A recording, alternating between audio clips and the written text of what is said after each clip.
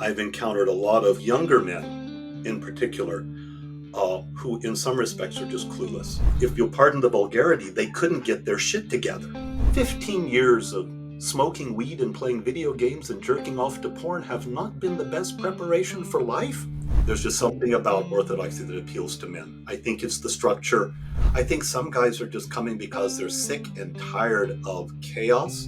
A lot of what I'm seeing in the young men is a genuine desire to grow up. They really want to give something substantive and meaningful to the rest of the world around them. And then oddly enough, they actually find a wife, after they've been looking for years. So, when they finally grow up and become adults, wow, a woman actually wants to take a second look at them. Who knew? Stop waiting. Go for it. Failure is bitter, but regret is 10 times worse. I could have conversations like this all day long and never grow tired of it. Hello everyone, welcome back to another WAYSHOWERS Podcast episode, the podcast where we speak with visionary leaders from the whole world on the future of men and masculinity. Today I have the great privilege to introduce you to Father Michael Butler. Michael is an Orthodox priest, he is a mentor for young boys, a men's coach, and also a bodybuilder, so a very unique man. And this was a very inspired conversation about his work with the young men who are coming in the hundreds to the Orthodox Church in the United States. What are they seeking? What are they finding? We will also hear about Michael's vision for the future of men and masculinity and what he enjoys about being a man. So, without further ado, let's just dive in. Welcome back to another episode of the WAYSHOWERS podcast. Today I have the great honor to have Father Michael Butler with me here. And you are something as unique as a bodybuilding Orthodox church elder. I'm not quite an elder. In our tradition, that has a very special meaning that's laden with respect and holiness. I'm just an old priest. Right. And, are you on path to becoming an elder, or is that something like being a pope or something like that? No, that's very much a charismatic office. And I see. I'm not holy enough to be an elder. I don't pretend to be one. I don't play one on TV. So you're a bodybuilding Orthodox church. I'm just a priest. Yeah. Oh, yeah. yeah. But I do that. I do a bit of men's work. Yes. And I have my finger in a number of different pots. But I'm probably a little bit out of the mainstream, and that's okay. I think that's why you're here today. That's why I want you to be part of this conversation, because of course, this podcast is about talking with visionary leaders in the space of men and masculinity around the world. Because, and I think you would agree with me on this, we need to find some answers as to where we're going. Because men in our culture, we're not really it anymore. It seems like our time has sort of culturally speaking been passed, and we're in some new era of, I don't know, the woman or equality or diversity or whatever. And I guess a lot of men are wondering, who are they in this day and age? I don't know if you resonate with that description. I do resonate with it. And the old moorings have been lost. Yes. And there's a great deal of talk now of men needing to redefine themselves. I never really liked redefining masculinity. I never liked redefining femininity either, for that matter. Every time someone came along and redefined men or women, we seemed to get worse. And so my approach, consistent with sort of the rather conservative church that I belong to, has been to look back at what has always worked traditionally, and the things that seem to be hardwired into us, particularly as men, by way of natural law and natural endowment and physical endowments and those sorts of things, and to use those as guides to what it is that makes us optimally men. and to use those things in ways that are not only benefit ourselves, but certainly are beneficial to the people who are around us. Because the most mature masculinity is certainly not self-serving. It's given in service. I mean, the way that I formulate it well is that, first of all, my masculinity is a gift to me from God, for which I need to be grateful, but it is not given to me for myself. It is given to me so that I can then use it gratefully and generously in service to everyone else around me, Mm. be that my family, my business, in my case, my congregation, but wherever it is that I happen to have influence, and to use those gifts for the benefit of others. Okay. And I found it to be it to work in my own life, and I found that it seems to make not only my life meaningful and better, but it improves the lives of everybody else around me, and it seems not to stir up very much controversy. So I think I'm on to something. Very good. Yeah, I was just watching one of your presentations at Ryan Mickler's event up at his barn in, I don't know, Maine or something. Maine, yes, the In state Maine? of Maine. Yeah, Yeah, so you've been quite close to his organization, yes. Order of Man. Is is that your way into men's work, or have you been involved with work for longer than that? I joined uh, a paid online subscription group within the Order of Man that's called the Iron Council, I see. where I've paid access Mm-hmm. uh, to they have closed groups. It's a large organization now, 1,200, 13, 1,400 men belong to this. And we have groups, small groups of 15. We have larger groups. We have groups devoted to various interests and all. We work on 90-day goals routinely. In fact, we have just begun second quarter of this year. So everybody has just rewritten all of their quarterly goals for the second quarter. There's Mm-hmm. a huge amount of accountability Mm. and a huge amount of mutual support.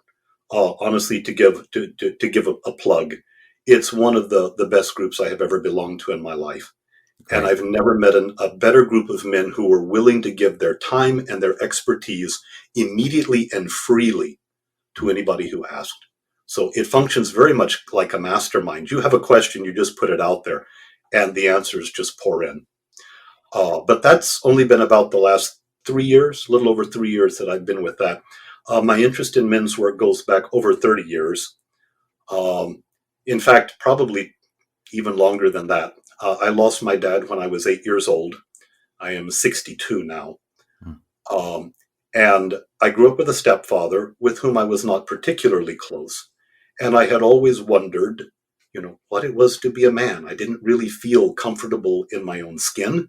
I Mm. was the fat kid who was always picked last, Mm. in for sports and all of that. So I was very uncomfortable in my body, very awkward, socially inept for a lot of years. Actually, I think I was depressed through most of my childhood. Wow. Um, and then even when I got into college, I majored in psychology to see if I could figure myself out. Because as they say, in all research, there is me search. So I tried to find myself, and I sort of worked on post-adolescent male identity as an undergraduate. And then I discovered my psychology program at the time was archetypal, based on Jung. James Hillman was my department chair, so we did a lot of work in Oh, wow. archetypal. Yeah, yeah. And so that was where I got Where my was that? start. That was at University of Dallas Dallas. in Mm. the late 70s and early 80s. Mm. Um, and so that's where I kind of got my start in interest in archetypes, especially. And then I just continued on. I began looking around for what eventually became known as men's work. Even before Robert Bly published Iron John, I was hearing echoes. There's something going on in California out, some old poet shaking things down in the woods, drumming and telling stories and this sort of stuff. And I was absolutely fascinated by it. And I couldn't find any information. So, there were no interwebs in those days. So I looked where I Mm. could. And eventually, as the mythopoeic men's movement got underway, I read everything by them. I knew all of the names. I listened to what recordings I could. And eventually, as I became a little more mobile and there were more and more opportunities to participate in things, I eventually began to do that. So I did some work with the Mythopoeic men's movement, particularly in Christian men's circles. Father Richard Rohr, a Catholic Oh yeah, Franciscan. I like him. Yeah, his men's Mm. work is really very good, and I attended his men's rites of passage in upstate New York. When John Eldridge, the evangelical Protestant, published Wild at Heart, I Yeah. went out. I think I was the third retreat that he did out in the mountains in Colorado, so I attended his thing, Mm. and that just sort of started me off. So this is And just then, a list of the OGs. yeah, Yeah, I sort of knew them. I'm old enough to yeah. have kind of come across all of them. Yeah, so yeah, so I've sort of had my fingers in all of this for a very long time, and then about, gosh, what was it, 14 or 15 years ago, I was in a period of very severe burnout Mhm. in my last parish, and a very difficult time in my life. I basically had a panic attack or an anxiety attack, Mm. and got taken to the emergency room, strapped down, to a board, hyperventilating and crying hysterically. Wow. And I was assigned, yeah, I was a mental case. So, the sweet young thing who came with her clipboard said, "I know who you need, and you need this particular therapist," who was my supervising therapist when she was going through school. And it turned out to be this crusty, old, hard-nosed uh, psychologist who grew up in the south side of Chicago, which, for those of you in America, the south side of Chicago is known. This is a very tough, bad neighborhood of gangs and, depressed living and everything else. So Was it Robin Moore? no, it wasn't Robert Moore. No. Actually, Okay. no, it wasn't Robert Moore. Is Ah. Francis J. Matisse. I'll give him a shout out Okay. too. Not Yeah, that because he'll ever Robin hear Moore this. was also based in Chicago. Yeah. He is in Chicago, but in a much nicer neighborhood. Right. Okay, yeah, Yeah. the South Side is a really rough part of town. Hmm. So, at any rate, but he basically knocked me into shape very quickly. Didn't allow me any wiggle room, and just basically pummeled me, Mm. into where I needed to be. And I dearly loved him for it. And that began a quest to, okay, now I see I've made some mistakes in my life. I don't know what I'm doing wrong here. And it Mm. really started me on a path of self-development. I didn't have much resource. I didn't know quite where to go. I went back to my men's work. I reread everything. That was a huge help. I started finding other men's development, personal development, self-development work. A lot of business books were starting to come out at that time. So Mm. you're beginning to see, I can't remember who was out in those days, but you could name all of the popular ones now. I've read them all. Tim Ferriss, Jocko Willink, um, you know, I, the names escape me at the moment, but I started Yeah. really working on myself. And then I discovered Robert Glover's No More Mr. Nice Guy. Mm. And so I discovered I was eat up with covert contracts and a bunch of recovering nice guy here. So um, I had to do some work there. And finally, I realized if I'm going to do the work, I have to take Glover's advice and not try to do it on my own. Mm. So I found myself a local therapist who was qualified, who had been trained by Glover in nice guy syndrome, as it were. So I went and saw him. Right. I ended up in a year-long men's therapy group for Mm. recovering nice guys, Right. and it did me a world of good. It really did. But at the end of about a year, they went off to do something else, and I said, I've been with a therapy group, and in a therapy group, everybody thinks that they're sort of down one and are trying to get back to sort of normal. I Mm. wonder what would happen, if I got to a group of normal guys who were trying to get ahead. Yes. And that's when I found the Order of Man and the Iron Council, and I joined that, and that really accelerated, my self-improvement, and Great. really put me on a path to some substantial personal growth. And it's Mm. been out of that I've reached an age now, um, where I say I really need to give back. Mm. And as I am closer to the tomb than to the womb, I've encountered a lot of, younger men in particular, who in some respects are just clueless about what to do. They begin coming to the church. A lot of young men, single young men from about college age 22 to about 32, have begun coming to the Orthodox Church. They're coming by the hundreds in America now. They're looking for, a substantive religious faith. Mm. They're looking for structure. And we have a huge amount of structure. So mm, they're looking for structure. They're, since you're familiar with archetypes, they're looking for the archetype of initiation. They need a safe, structured container and a ritual elder who knows what's going on and can help them with that. And a lot of times the young men didn't just need religious instruction. There was something else that was going on. If you'll pardon the vulgarity, they couldn't get their shit together. Somehow they had managed successfully to launch into life, but somehow it wasn't optimal, that there was something missing. And what I found was they seemed to be stuck somewhere between late adolescence and early adulthood. And there's like a bump in the road there that they were just not able to get past. And they needed help growing up. And that's what I found. Okay, these young men coming, they not only are looking for Christ in his church, so there's religious instruction and formation to be done, but there's life formation in what it means to be a man. mm. And the way I've been formulating it is the church does a pretty good job of helping men to be good men, but the church is not doing a good job at helping men to be good at being men in the Yes. first place. Yes. And that's Jack Donovan's famous distinction between being a good man and good at being a man. Mm. And they really needed help on that more foundational level. And so it was trying to get them be good men or good at being men that I began working on the ancient classical virtues of prudence, moderation, courage, and justice as ways of getting them a foundation on which to be good at being men so that they could then build Christian virtue on top of it. Right. And it seems to have legs. It seems to have traction. The young men are taking to it. It seems to make sense to them. And it's helping them to kind of grow up. Mm. So you are And using then millennia old virtues, masculine oh yeah, virtues, to oh yeah, mentor 20, oh yeah. This is 21st all. century.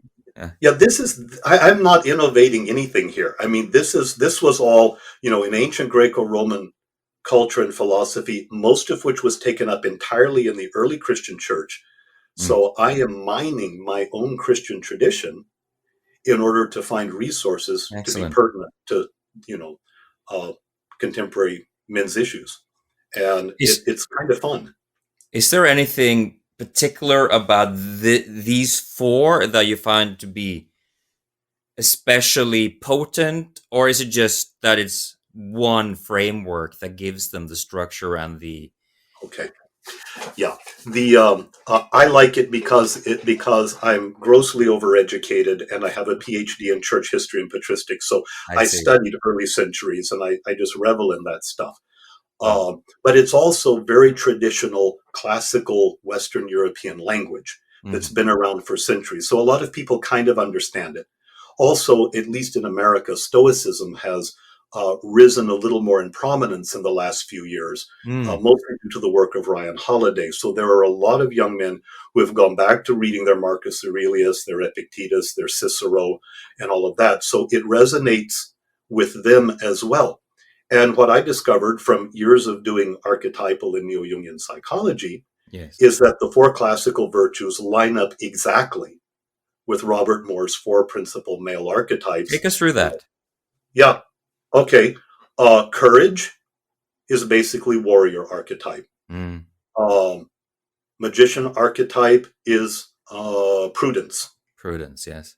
because prudence is the application of generic wisdom to specific situations on which I have to act right now. So Mm, this is the application of knowledge. This is technical skill. And ultimately this is adding value to the world. yeah. Moderation has to do with lover energy because that has to do with eros and desire. So Okay, moderation is tell me more. moderation. From moderation for me sounds like the opposite of excess. And the lover energy is like desire, and the shadow of it obviously is to really stuff yourself with Oh yeah, sensory stimulation. So tell me yeah, more about exactly. how moderation relates to the lover archetype. All right. Yeah, as you said, in lover archetype, particularly for men, Yes. since that's what we're most familiar with and working with here. Moore calls it the universal solvent. and it tends to dissolve a lot of things. And I remember it comes online. It's basically a man's midlife crisis. And I remember when it hit me in my 40s, and like my emotional range like broadened out. You know, my happies were a lot happier. My sads were much sadder. Uh, I would listen to music and just burst into tears. You know, and I would do it to myself. I would intentionally listen to stuff that would bring me to Although tears you because would deliberately I would deepen deliberately, your emotions in this yeah, time of do your this life. because my God, I could feel like I had this emotional depth that I never had access to Wow. before. It felt so damn good to have to be Mm, able to feel. mm. Okay. But like you say, it can go to excess. Yes. And so, I mean, even in classical culture, you know, even in Aristotle, he defined virtue as, the Greeks called it mizon ariston. Moderation is best. So virtue is the middle point between two extremes. Hmm. Okay. So we don't want excessive desire, which is galloping promiscuity or stuffing ourselves with food or whatnot, but neither do we want to be cold or frigid or completely unfeeling. And so an appropriate and moderate appropriation and a conscious um, accessing of the warrior archetype rather than letting it run off with us, when we can incorporate that into, with some our own ego control, really adds genuine depth and feeling, and an appropriate level of desire to our lives that we otherwise might not experience. So And forgive me. moderation is the conscious engagement with this really like alive desire, abundance kind of energy that we call the lover archetype. Thank you. You put it much better than I do. Yes. Yes, that's it. So it doesn't mean, clamping down on it or putting a lid on it. No, you can't do that. You end up with problems when you put a lid on it. But we need Mm. to channel it, Yes, and it needs to be directed. I see. Okay, and not allow it just to go wild and to take over. And then Yeah. the last archetype for justice, this is the king. Justice is the last virtue, corresponds to the king archetype, because justice has to do with our relationships with other people. And the king archetype has to do with generativity and the bestowing of gifts, the recognition of others, the lifting up of others, Hmm. the managing of one's realm, whatever that may be. It be family, your department at work, whatever community you may be living in. And so I think there's a real clear lineup I can see that. between Moore's archetypes and the ancient classical virtues. So I just thought, yeah, I do a lot of work with Moore's archetypes, but I thought the classical virtues might have a broader resonance, a broader acceptance, and I guess the certainly, roots of these concepts go further back into history and thus have a different kind of resonance in us as well. Even though we may not even be aware of them, I think the way that these things work is that there are these that our cultures have deep resonance chambers far back into time, and then we activate them even to today. We can somehow feel like there is a homecoming, because yeah, tr- truth be told, I haven't really studied Western philosophy that much because in my early years, I got deep into Eastern philosophy and mhm. Buddhism, and this has been very hip, of course, Oh yeah, for many decades to flee the West and go east, yes, and I think, and you seem to be suggesting that from what you just said about hundreds, I don't, maybe even thousands of young American men coming your way, that there is a revival of classical Western philosophy and culture. there is in some circles. Uh I huh. think in other respects, where they're maybe not so much conscious of a revival of Western philosophy or Western cultural ideas. I think some guys are just coming because they're sick and tired of chaos Yeah. and anxiety Yeah. and rootlessness, um, that's just surrounding them, and they're looking for some place solid to stand. Hmm. And I think, especially those who are coming to us in the church, are also looking for some kind of a transcendent ideal to which they can give their lives. They need something bigger to live for This is so important for us, man. than, whatever they're finding. And, I've said this to a number of them, and they get real uncomfortable when I say it. But I said, so what you're telling me is that 15 years of smoking weed and playing video games and jerking off to porn have not been the best preparation for life? They say, gee, Father, you have to hit so close. But that's it. For a lot of guys, that's how they spent the last 15 or 20 years of their life. And it's not a real good preparation for everything else that's coming later. So they know they need to grow up. They know they need to step into a more adult life, a more mature masculinity. They know where it is, but they have no idea how to access it.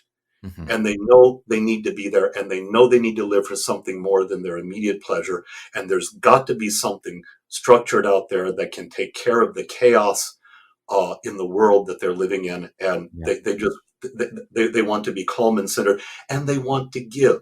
Honestly, they really want to give something substantive and meaningful to the rest of the world around them. They really do. They want to give, and they're just not sure how. And so that's that level. I mean, I can, as a priest, I work on the religious level, the spiritual level, but this is deeper than that in some respects, or more foundational. And so I found I've needed to work with these guys on a more foundational level. Otherwise, the spiritual edifice has no foundation and it won't be firm. So this is really broadened out. It started for me as pastoral ministry in my church to a much broader consideration of what younger men are going through, and to begin trying to offer some way of helping them through that. Do you feel like this work has found you, or did you find it? That's a real good question. We may have found each other. I certainly didn't ask for these young men to start showing up. They started showing up about 5 years ago. This was even before the COVID lockdown. We had a whole group, about 12 of them, show up in like just a few months' time. Everybody's really, who are these guys and where do they come from? And then the next question was, well, where are all the women? Because now we have a bunch of young men who are ready to settle down and get married and start their families, and there are no women. Is that still the case?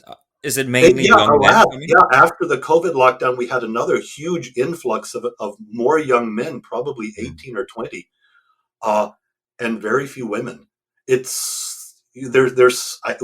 have no real explanation for it. Other churches, I know, other Orthodox churches even have experienced more influxes of women, but for some reason, I don't know if it's my personality or just the society in geographically around where I am. Here in suburban Detroit, that's drawing young men here. I really don't know what it is, but very, very typically, Orthodox conversion tends to be male led. So even if there are families that come to the church, it's the husband and father that are bringing them. It's rarely the mother. There's just something about Orthodoxy that appeals to men. I think it's the structure. I think it's very clear definition of truth. I think it's the ascetical discipline that's almost military in some respects, that they're looking for. And also in Orthodoxy, like I cautioned you at the very beginning of our interview, when you said, are you a kind of elder? No, that's a very specific title in Orthodox thought. But the young men, they are looking for Dad 2.0. I think they are genuinely looking for a mature, masculine, fatherly figure who can help them to grow up, and with whom they can have a genuine relationship. And that is very important in Orthodoxy, the sort of the very personal element. And so I think that they're finding that, at least the ones that are coming to our church. Right. So let's play devil's advocate for just a moment. Okay. Yeah, I think that's fun personally. So the Orthodox Church obviously is very loyal to some ancient ideals, ancient Western ideals. And here we are in a conversation about the way forwards for us as men and masculinity. And in the culture at large, to look back 2,000 years to gender roles and how things were seen back then wouldn't really be the answer we're looking for. So here, there's something happening. There's this Orthodox Christianity that is calling men back. And Mhm. given that this is this ancient tradition, and that, yeah, there are probably many women out there that feel that this church is not very aligned with feminist values and things like that, how can how can you envision the orthodoxy of the Orthodox Church as part of a way forwards for us as men? Okay. First, I'll mention this qualification. It's not just the Orthodox Church that's seeing this influx of young I people. see. The Roman Catholic Church is experiencing it too, Hmm. particularly the more traditional, Hmm. observant Orthodox or Catholic parishes, and the more traditional, observant Roman Catholic religious orders, like the Carmelites or the Benedictines, those religious houses like Yes. that.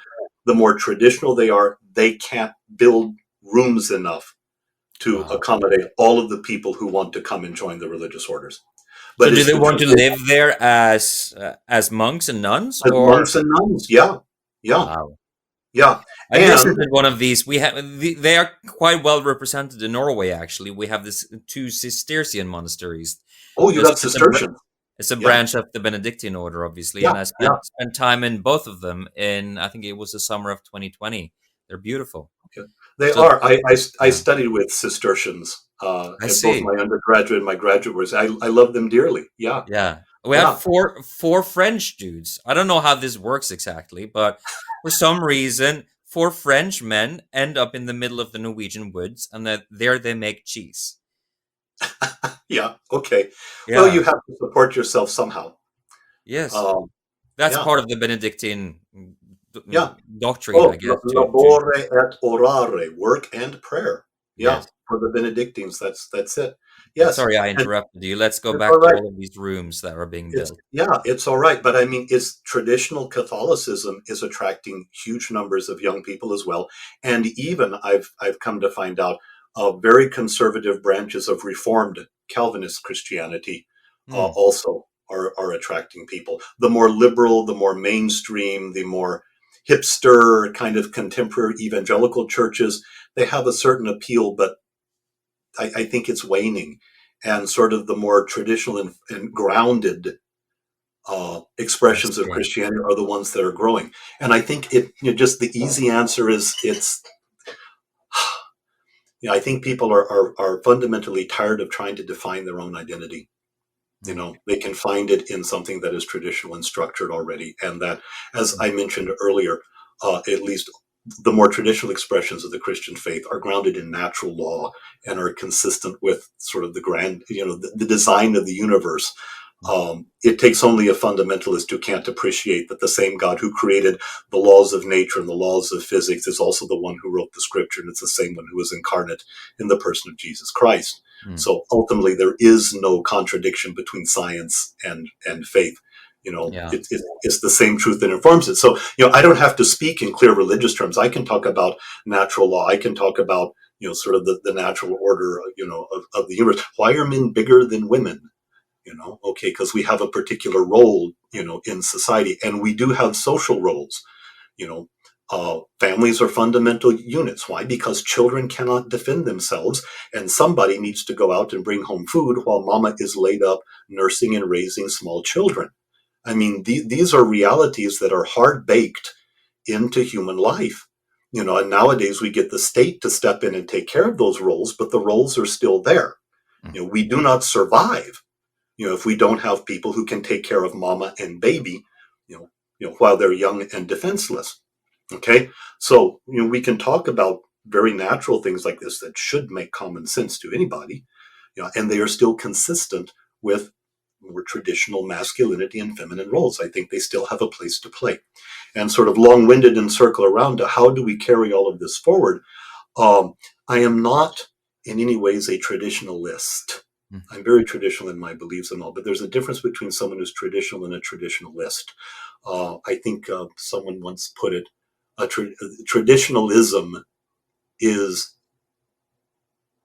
what is the dead faith of the living, or something that's it's basically just clinging to old forms to cling to old forms. No, we need to bring the best that is in our tradition forward and find a way for it to have an expression and a value today. Because there's something, the reason that it's in the tradition is because it has been speaking to human beings for millennia. Mm-hmm. Okay, that there's something fundamentally true there.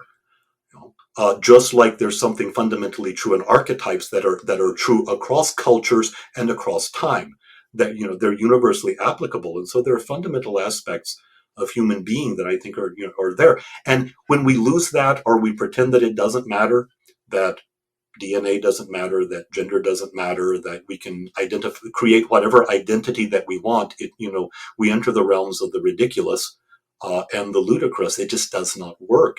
And reality is staring us in the face. And I think some people are beginning to react a little bit, say, no, we've gone a little too far that way. Right. So I begin to see a little bit of the pendulum swinging back I see. the other way. Does Yeah, it and then so feel like a counter reaction on some level that some the reactions it's a counter reaction, yeah. And yeah you always have the extremes on both sides that are always shooting at each other because yeah that's how they get their jollies. That's not what I'm talking about here. I'm talking about there are things that are fundamentally true, like archetypally true, psychologically mm, true, mm, that we need to maintain because they're part of what makes us human. And humans function optimally individually and as small groups and families and as a broader society when these things are recognized and respected. mhm, And so I think we muddle our way through.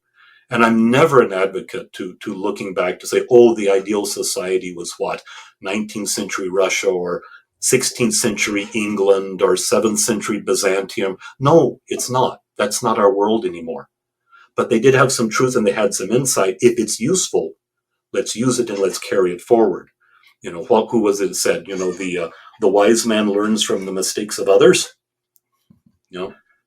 So we can learn from the little something from history. The normal man learns from his own mistakes, right. and the fool never learns. Mm, So I would rather that say, okay, look, we figured out some of these things. So let's not reinvent the wheel every generation and start everybody at square one. And let's see if we can make some progress and make our lives better and enhance the world that to where people can live, more fruitful lives, see some genuine flourishing, and add genuine value to the people around ourselves. mm, And I think it happens. We've been shown the way how. mhm, And to the degree that we've forgotten or moved away from it, we'll move back because it works best for everybody. mm. I think that's it. So, I don't have a grand program for that. We need to do these 5 things in order to do it. I think we, quit hitting our head against the wall and we say, okay, that hurts and it's not doing me any good. I think So you're maybe, making the argument that there's something in this belief or form of spirituality or this cultural expression that is just simply natural, yeah, and that once we are on the other side of whatever we're trying to figure out as a culture and as a society right now, nature will reassert itself. That's what I think you're saying. yeah, it will. Yeah, Mm, yeah. And, ultimately, you can't ultimately fight it. yeah, And, if that means, and I know not everyone likes to hear it, but I don't think we're quite as free as we like to pretend that we are. I know. No, I'm absolutely free. I have absolute autonomy to define who I am or define my identity or to be who or whatever I want. Well, no, little things actually kind of limit that. I mean, little things, birth order, firstborns do, behave in one way, secondborns behave other ways. The youngest child in a family has a rather different experience of life. You are fluent in, you're fluent in more than one language. I'm an American. I speak English, but, there are things, there's an You're old joke. you're fluent in the language of God. There we are. I hope to, Right. from your lips to God's ears. I hope so. But there are things that you can say in Swedish that make sense that you I'm have to go Norwegian. round and Don't call round. me Swedish. Forgive me, I Norwegian. live in There I are live things, in Sweden, but I'm Norwegian. you live in Sweden, but you're Norwegian. Yeah, Forgive me. that's okay. I You'll know to forgive my me. ear you all sound the same, but That's because you're American, my friend. because I'm an American, yeah, I'm a dumb American, and I get that. But there are things that you can say in Norwegian Yeah, that don't make sense in English that you have to explain. And yeah, there are things you can say in English that are absolutely hysterical, that Mm, it's not funny at all in Norwegian. mm. So even language limits our ability to be absolutely free. Socioeconomic status. Were you raised affluently or were you raised in poverty? That's going to determine, how much, access you have to the world and how free you are to express yourself or to have experiences. There are a lot of things that limit our freedom that we don't often like to think about. And one of the things I'm glad you bring this up, and I would like to add one additional thing is that we are born into, or invited into, or even indoctrinated into worldviews, like narratives Yes. about who we are and what we belong to and where we come Hmm. from and all of these things. And you can actually be indoctrinated by a false worldview and Oh, think yes. you're free, but you're actually you're a prisoner of the distortion. You're a Yes. prisoner of the lie. Yes. And um, world events of the last few years Yes. have really brought that home to me. Mm. And what it made me do, and I don't think I'm better or wiser than anyone else, is when I have caught some people in what I believe is a purely ideological stance, Mm, yeah. rather than to be critical, it makes me sit back and wonder and say, oh, I disagree with that. What have I been indoctrinated into? Have Mm, I freely chosen my own views, or am I being led by the nose by people whom I hold in respect and esteem? And to what degree am I not free? mm. And it's really caused a great deal of soul searching for me. For me Um, too. and I don't quite know the answer to that, except, to maybe to hold even our own opinions very lightly and be willing to be educated and be willing to have difficult conversations sometimes. Um, like you can't have conversations and comment boxes on social media. Everybody just, insults each other. They hear one thing they don't like, and it's just Yes. it's a dumpster fire. Yes. But I've had opportunities and uh, where there are good groups of people where you can disagree without being disagreeable, the kind of good solid conversations that used to be quite normal, and that didn't say, oh, I cannot be your friend anymore because you support X, Y, and Z, and we were not so fragile. uh, and so I've been able to have some more of those conversations. They've been absolutely wonderful with Mm. people with whom I vehemently disagree on some things, but I learned something and they learned something, and we're still friends at the end. That's And good. I think we're both better That's not a for that. given anymore. Yeah. No, that kind of relationship is not a given. Yeah. Um, but I value them, very highly, because of that. Yeah. Yeah, we no, we don't have to agree on everything, but I can still respect you. And I can, if I can at least present my view to where you can say, okay, I disagree with you completely, but I can see how a reasonable person could come to that conclusion. Mm. I'm happy with that. Mm. So it's, nah, you're just a kook, you're just a fool, you're just an idiot, you're just one of those. That's no argument there, and you haven't been heard, and nothing substantive has taken place there. I have a massive curiosity triggered as you speak right now, because I'm sat here with Father Michael Butler. You call it a priest as well, I guess, in Mhm. the Orthodox Church. Mhm. And there is a chasm that divides our culture presently. So we have polarities that are so far apart and that can't seem to view the other side, so to speak, as anything but evil. Mhm. Mhm. Um, and no matter if what is being revealed about my side, which is bad, whether it's objectively true or not, isn't relevant, it seems like, in this extreme polarization, because anything, and especially now that reality is becoming more and more virtual, anything can be questioned. Is it Mhm. fake? Is it AI is now becoming more and more Mm, a question? Is it like a deep yeah, fake? Like, and so yeah. we have this quite scary, actually, split in culture where we seem to be completely blind to our own flaws, but very much aware of the flaws of the other side. Oh, yeah. And and from your perspective, the for me, I'm quite new to the more Christian worldview.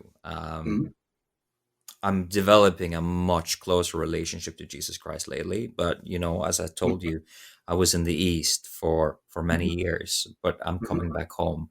And when I see what's happening, for me, that has certain implications because the division and the lying that is happening, it's like it resonates with certain things that I read about in the Bible. And I just mhm, want to know from the perspective of somebody so deeply immersed in the Christian doctrine and the mhm. beliefs. Is there something happening now of a particular significance spiritually that we're going through some kind of challenge that is some kind of purification, uh, Uh, or is it just a political drama? Like, what? How do you um, see it? I personally, and this is pure personal opinion, I tend to be rather cool about reading into contemporary events some sort of apocalyptic or biblical significance Right. about things. Only because I remember I came to Orthodoxy about nearly 40 years ago. Those were the bad old communist days. Hmm. And the refugees in Western Europe and America who had fled the Russian Revolution, many of them were still alive. I knew some of them personally. I knew officers from the White Army, that fled in the face Yeah. of the Bolshevik Revolution. Yes. Um, Wow. and, there were certain elements there who saw, communism is the Antichrist. These are the last days. The imminent return of Christ is here and whatnot. And Hmm. well, it was certainly anti-Christian, and it was a terrible, horrible, it was unspeakable experience for Hmm. the Christians living under communism. Hmm. It wasn't the end of the world. And so I think every generation sort of tends to want to absolutize. This is it. It's the four horsemen of the apocalypse. They finally come over the hill. And I don't know that that's the case. Christ says in the gospel, it says there will always be wars and rumors of wars and famines and earthquakes and all kinds of catastrophes. The end is not yet. Um, I think that doesn't mean that we don't have to, maintain some resilience in the face of evil. I think we need to stand up to it, Hmm. certainly. And I think there are times when it is more difficult to be a man or a woman of faith. Hmm. And I think those times are now. Right. But even then, when I think about that, I remember there was a very famous Catholic bishop by the name of Fulton Sheen. He was quite Hmm. popular even on television in America in the 1950s and 1960s. He was one of the first great religious media personalities. Hmm. Um, and he Fulton said Sheen. in Sheen, Sheen. You can hear audio I recordings see. of him. He I'm had a not familiar marvelous with voice. him. I wish I could speak like the man. His oratorical skills were incredible. I Hmm. just love him. He was a great one for storytelling, too. And I remember he gave a retreat, I think, in Ireland in 1975. And he said in 1975, "We are at the end of Christendom." He says, not Christianity, Christendom. What is Christendom? Christendom is society based on the gospel ethic. That is finished, and it's marvelous.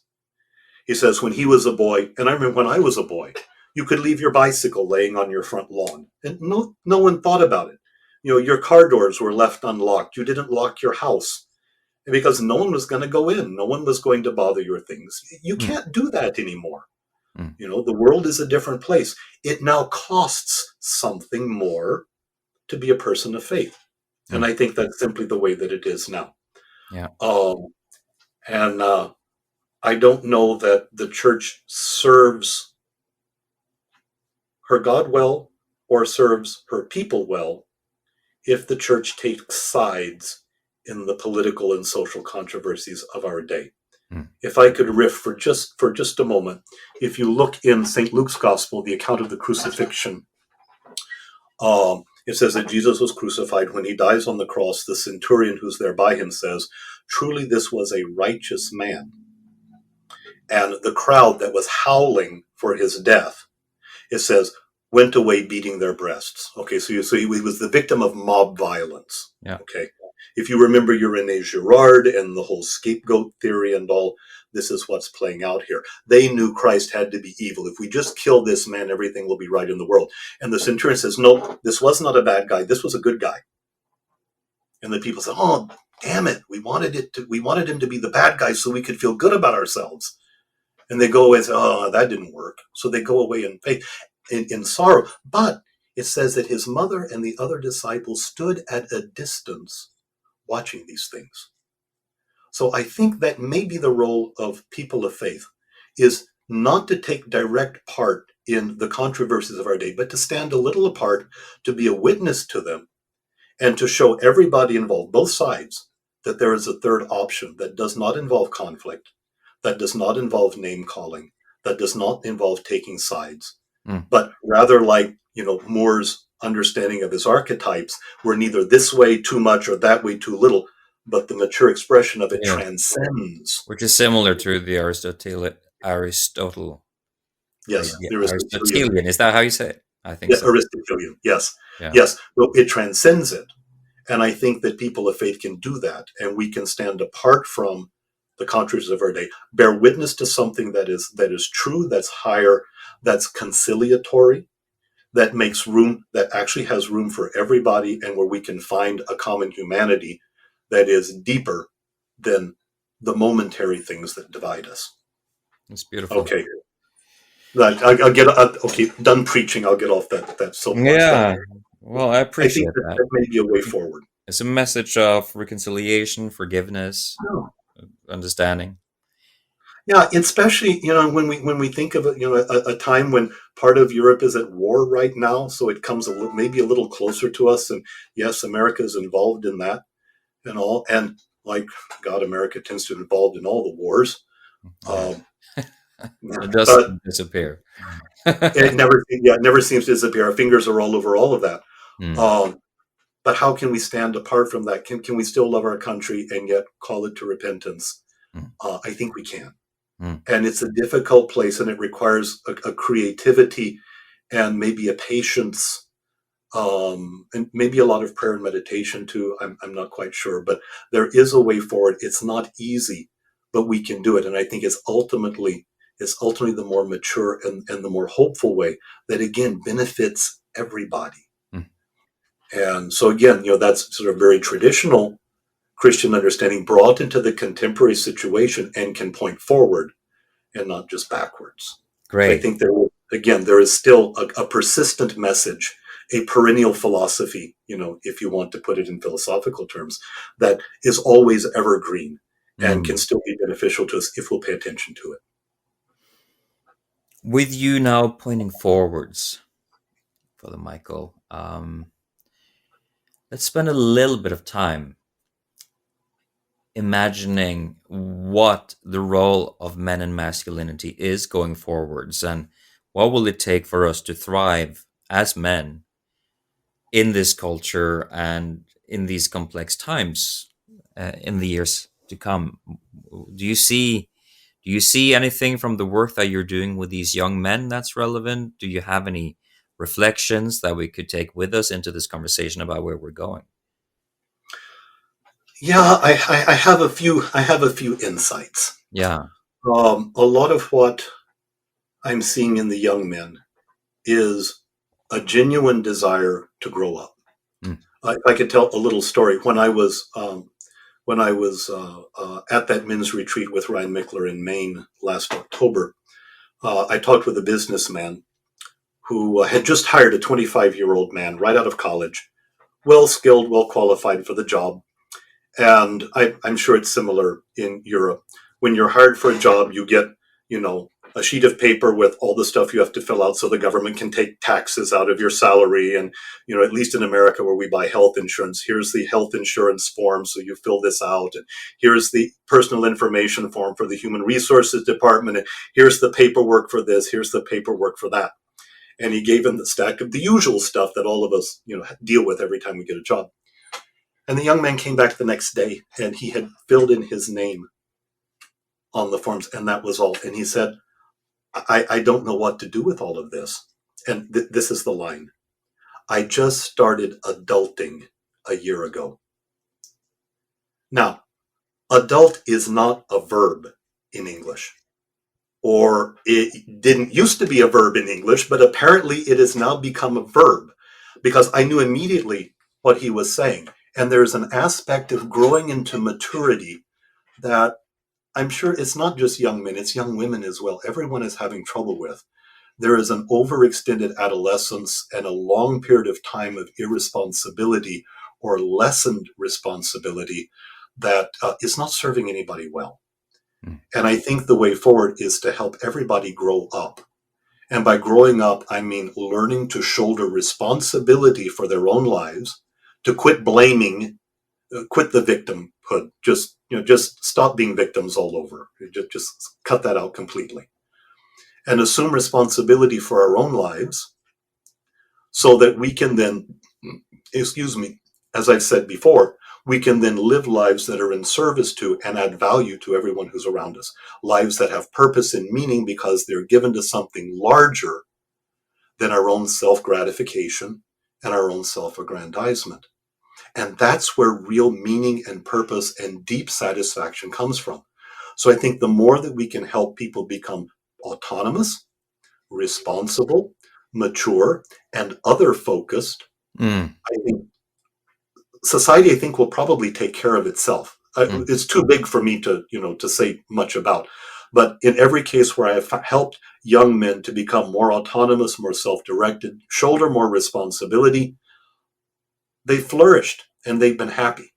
And they've gone on to settle down, and then oddly enough, they actually find a wife, after they've been looking for years. So when they finally grow up and become adults, wow, a woman actually wants to take a second look at them.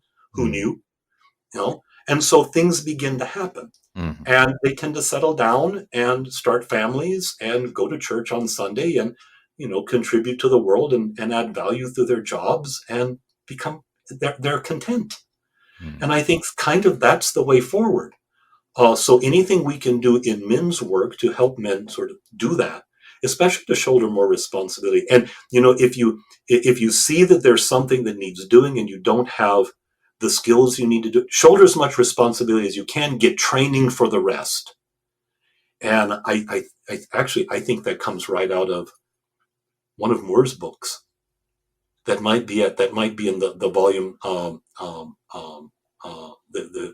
the king. It's either in the Magician or the King.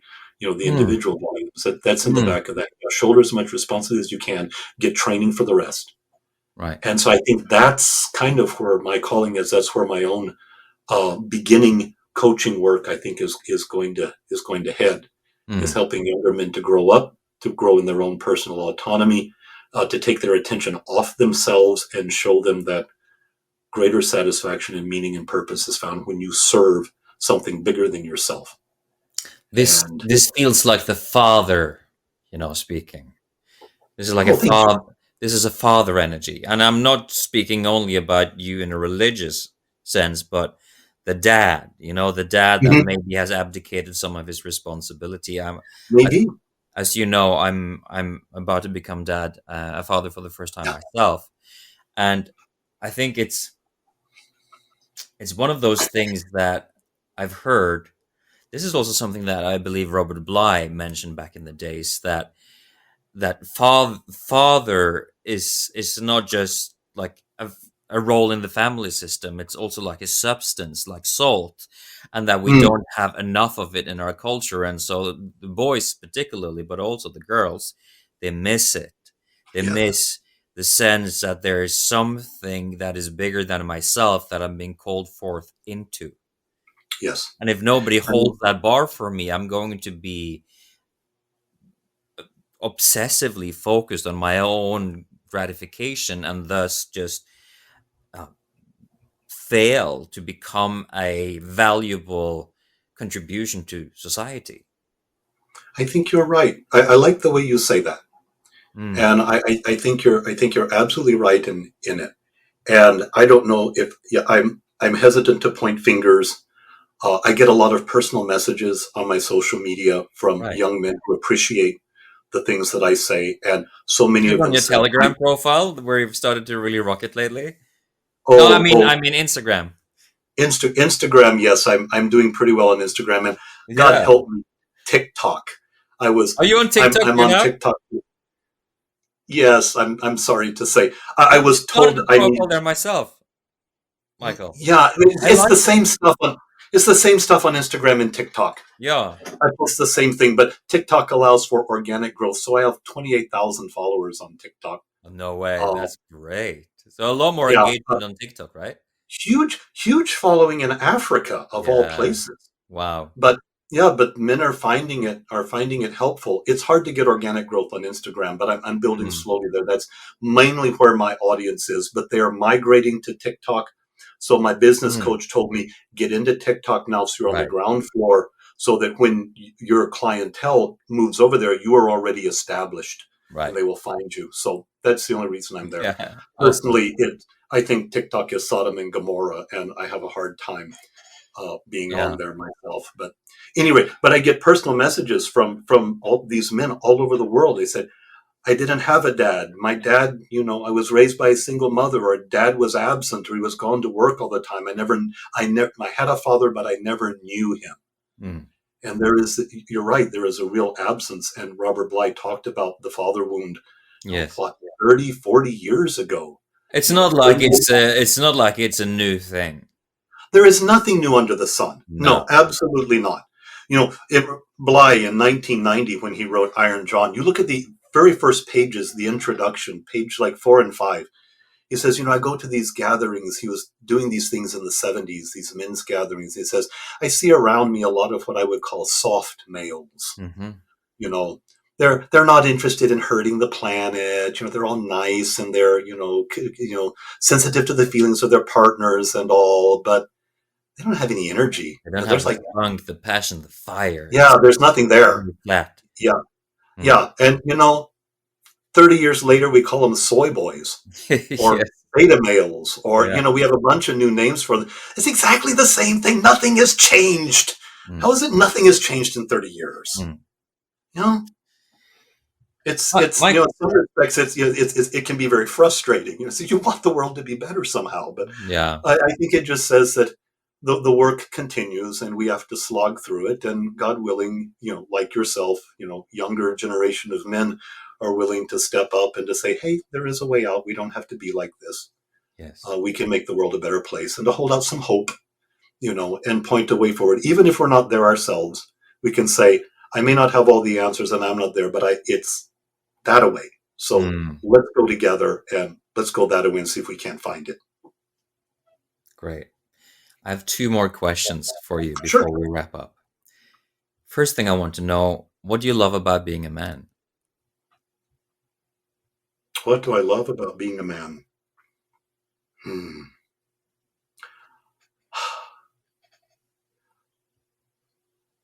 I how do I put this delicately? uh, I love the fact that I have a drive and an energy to penetrate the world. Um, that there is an assertiveness that I found that's not aggression and not passivity, but it's certainly in later years I found how to be appropriately assertive, to have impact in ways that I didn't previously. That there is a masculine way of loving other people. Certainly my sons. I have a fantastic relationship with my two boys, Mm. and I just love them to pieces. And every time we're together, it is fantastic. The fact that I can be their dad and that they come to me and are open with me about things that I was never comfortable talking to my stepfather about. that I can be a resource to them, that I can be not only a physical father to my boys, a husband to my wife, that I can be a spiritual father to a large congregation, and now through social media to a lot of other young men, and provide a kind of guidance and an encouragement is deeply gratifying to me. So I think those are the ways that I really enjoy being a man. I know women have a different mode of being and a different way of doing that, but I really, really, especially in the last few years, have really sort of grown into an appreciation for the masculine mode of doing this kind of work. Sweet. Yeah. Yeah. And nothing gives me as much excitement or joy. I could have conversations like this all day long and never grow tired of it. You're I think passionate. in some of the conversation I get a little lively. I apologize if I'm, but you That's see, it wonderful. moves me. Nothing moves me in the same way Mm. as doing this kind of work. And I'm going to now give you a room full of men, and you get to give them one piece of advice, one piece of instruction that they will have 100% perfect implementation of. What would you tell them to do in order to improve their lives? Stop waiting. Mm. Go for it. Mm. Yeah, I don't believe entirely the message, just follow your dreams, but somewhere in your life you have to make a place for them. Maybe you need to keep a day job to put food on the table, but somewhere you have got to include following your dreams. One of the things I have not mentioned, but one of the deep reasons why I am doing men's work is because I live with a deep sense of regret for decades that I wasted because I was afraid to act. And I didn't have good guidance on how to act. When I finally figured out I need to go in a direction, I could not find guidance or direction or help. And so I wasted a huge amount of time, and I come to my gray hair and I find that I have a huge amount of regret. Go and try. Do it. You might fail. Failure is bitter, but regret is 10 times worse. And if I could spare younger men the kind of regret that I live with because I was afraid to act when I was younger, it would be of immense, it mean a lot to me if I could help that. I would be deeply gratified Mm. to know that someone went out and says, yeah, I want to start that side hustle. Yeah, I really want to be a musician.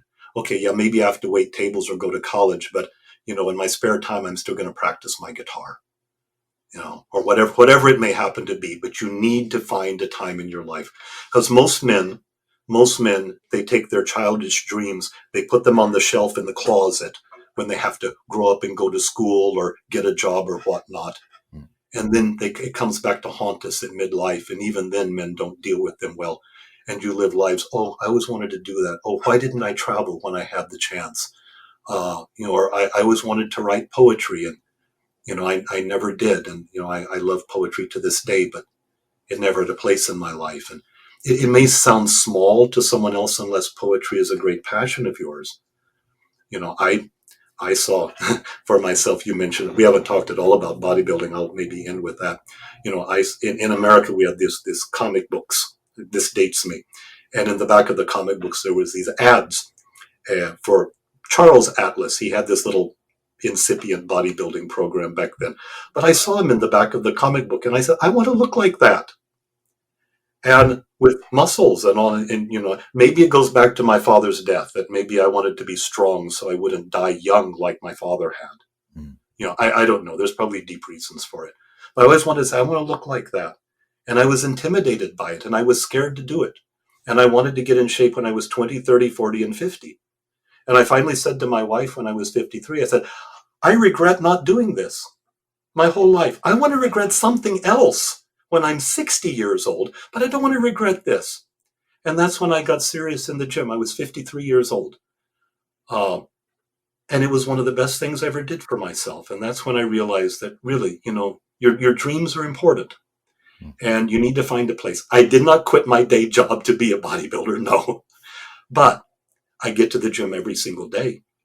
And once or twice a year, I still go to we will enter a competition like I will twice this year and see if even I, at my advanced age, can win a pro card in the we call it grandmasters, but it's really the geezer Fantastic. category, So I get to stand on stage with other old men, and we'll strut our stuff, and it will be It's an okay. inspiring story to end on, Michael, to decide at the age of 53 that I'm going to be a bodybuilder and then Oh, sure. carrying through on that and actually winning competitions.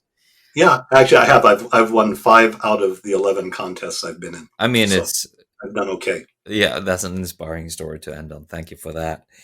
Where can people find out more about you and your work? As you said, mostly right now on Instagram. Hmm. The handle I use is average to alpha. That's AVG numeral 2 ALPHA, average to alpha. It's the same material on Instagram and TikTok. I have a YouTube channel with the same handle. YouTube should be increasing in lots more posting. I hope in the next couple of months. That's the place where I'm going to put more long form content, where I lay out my work on the 4 virtues, on the problems that young men are facing, on ways forward, how to improve your life, just everything. That should be some really good content that'll be coming out there soon. And I am just now starting my website, which will also be AVG numeral 2 alpha, average to alpha.com. I'll have a landing page and some stuff up. I hope that'll be up in the next few weeks. Great. So yeah, just look up that one handle and you'll find me. So if you want to check out that website, those of you men who are watching, you may need to wait a week or two after this podcast has been published, but it'll be there soon enough by the sounds of it. And It I'm will be sure there. you will communicate this on Instagram. So Oh yeah, and now I have even more incentive to finish getting the thing written and put up. So I beautiful. appreciate that. Father Michael Butler, it's been a great pleasure to have you as a guest on Wayshowers. I look forward to seeing you again in the next episode. Thank you. Thank you for Thank you. It's always a joy. I've always appreciated the work that you've done. I was pleased to have met you. What was it, 3 years ago at the European Men's Gathering? I guess it was, and I I've think it must I've have watched been, yeah. your work since. Yeah, it's, August year before last, so 2.5 years, something like that. You do Mm. good work, man. Keep it up. The Thank you. world You needs, as well. and men need more voices like what you're doing. And I So think, the men those of you who have been watching, to hear the blessings and the compassion and the love, but also the challenge of a man who does bring the kind of father energy that you bring, I think is just so helpful and quite rare actually in the culture that we have now. So don't grass. hesitate to reach out to him if some of this has inspired you. Did you want to say one more thing before we wrap up? No, I think we're good. Yeah. Yeah, especially on Instagram, that's the place to get a direct message to me. I do check those, and I do respond as best I'm able. So, Right. yeah, I'm happy to be of service if I can, Hmm.